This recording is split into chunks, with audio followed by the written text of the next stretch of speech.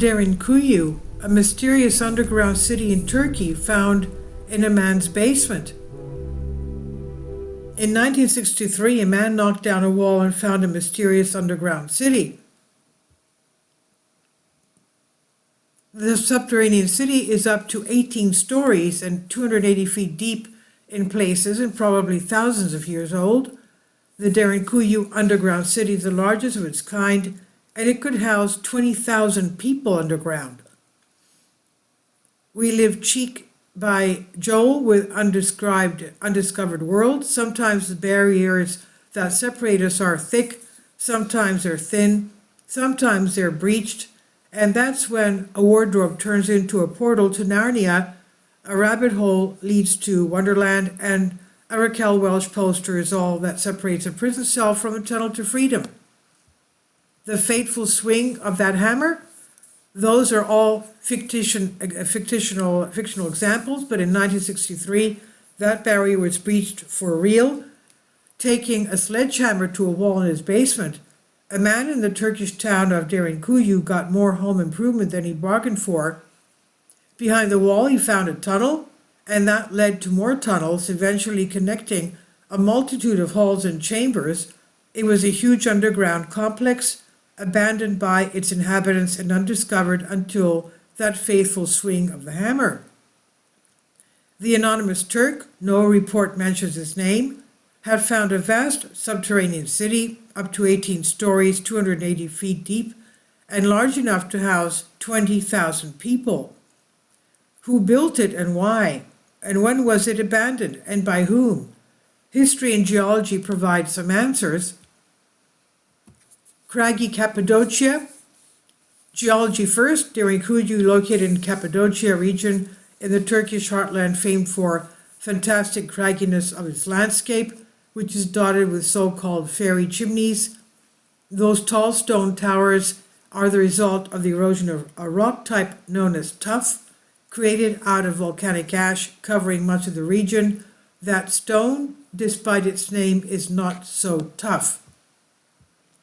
Taking a cue from the wind and rain, the locals for millennia have dug their own holes in the soft stone for underground dwellings, storage rooms, temples, and refuges. Cappadocia numbers hundreds of subterranean dwellings, with about 40 consisting of at least 2 levels. None is as large or by now as famous as Derinkuyu. The Hittites, the Pyrgians, and early Christians. The historical record has little definitive to say about the Derinkuyu origins. Some archaeologists speculate that the oldest parts of the complex could have been dug about 2000 BC by the Hittites, the people who dominated the region at the time, or else the Pyrgians around 700 BC. Others claim that local Christians built the city in the first centuries AD. However, whoever they were, they had great skill. The soft rock makes tunneling relatively easy, but cave-ins are a big risk. Hence, there's a need for large support pillars. None of the floors at Derinkuyu have ever collapsed. 2 things about the underground complex are certain. First, the main purpose of the monumental effort must have been to hide from enemy armies, since, for example, the rolling stones used to close the city from the inside. Second, the final additions and alterations to the complex, which bear a distinctly Christian imprint, date from the 6th to 10th centuries AD. Hitting bottom in the dungeon. When shut off from the world above, the city was ventilated by a total of more than 15,000 shafts, most about 10 centimeters wide, reaching down into the first and second levels of the city. This ensured sufficient ventilation down to the 8th level. The upper levels were used as living and sleeping quarters, which makes sense, as they were the best ventilated ones. The lower levels were mainly used for storage, but they also contained a dungeon. In between were spaces used for all kinds of purposes. There was room for a wine press, domestic animals, a convent, and small churches. The most famous one is the Cruciform Church on the 7th level. If buckets could speak, Some shafts were much deeper and doubled as well. Even as the underground city lay undiscovered, the local Turkish population of Derinkuyu used these to get their water, not knowing the hidden world their buckets passed through. Incidentally, Derinkuyu in Turkish means deep well. Another theory says that the underground city served as a temperate refuge for the region's extreme seasons. Cappadocia winters can get very cold, the summers extremely hot. Below ground, the ambient temperature is constant and moderate. As a bonus, it's easier to store and keep harvest yields away from moisture and thieves.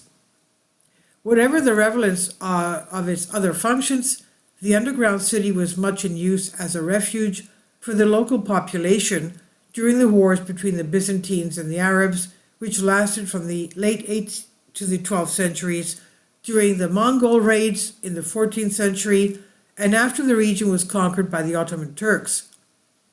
Leaving the soft place, a visiting Cambridge linguist visited the area in the early 20th century attests that the local Greek population still reflexively sought shelter in the underground city when news of massacres elsewhere reached them.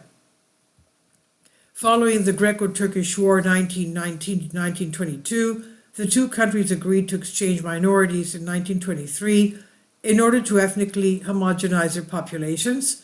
The Cappadocia Greeks of Derinkuyu left too, and took with them both the knowledge of the underground city and the Greek name the place Malakopia, which means soft earth, possibly a reference to the pliancy of the local stone. Derinkuyu is now one of Cappadocia's biggest tourist attractions, so it no longer counts as an undiscovered world, but perhaps there is one on the other side of your basement wall as well. Now, where did you put that sledgehammer? And this is from Collectus Park. And this is by Frank Jacobs of The Big Think. Please leave your comments, and thank you for your support.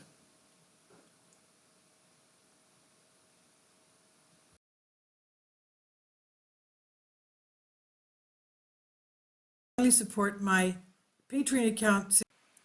The daily posts are 5 videos daily, and they are totally different from what I have on my YouTube channel. Thank you so much for your support and that you find all my content so interesting. You'll find the Patreon account details in the description box below.